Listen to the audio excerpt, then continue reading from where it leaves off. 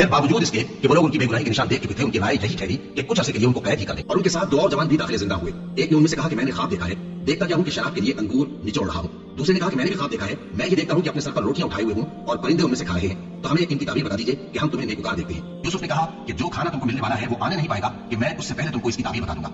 ये उन बातों में से है जो मेरे परवरदिगार ने मुझे सिखाई है।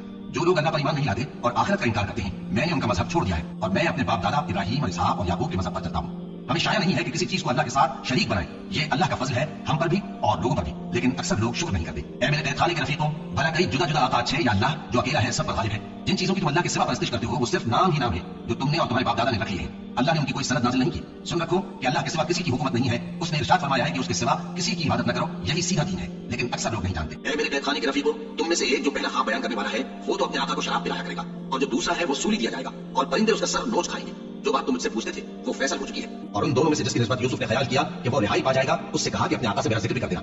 फिर शैतान ने उसे उनका अपने आका से जिक्र करना फैला दिया और यूसुफ कई बरस कैद खाने ही में रहे। और बादशाह ने कहा कि मैंने ख्वाब देखा है, देखता क्या हूँ कि 7 मोटी गायें हैं जिनको 7 दुबली गायें खा रही हैं और 7 होशे सब्ज हैं और 7 खुश्क। ऐ दरबारियों, अगर तुम ख्वाबों की ताबीर दे सकते हो तो मुझे मेरे ख्वाब की ताबीर बताओ। उन्होंने कहा ये ख्वाब तो परेशान ख्याली से हैं और हमें ऐसे ख्वाबों की ताबीर नहीं आती। और वो शख्स जो दोनों कैदियों में से रिहाई पा गया था और जिसे मुद्दत के बाद वो बात याद आ गई, बोल उठा कि मैं आपको इसकी ताबीर ना बताता हूँ, मुझे कैद खाने जाने की इजाजत दीजिए।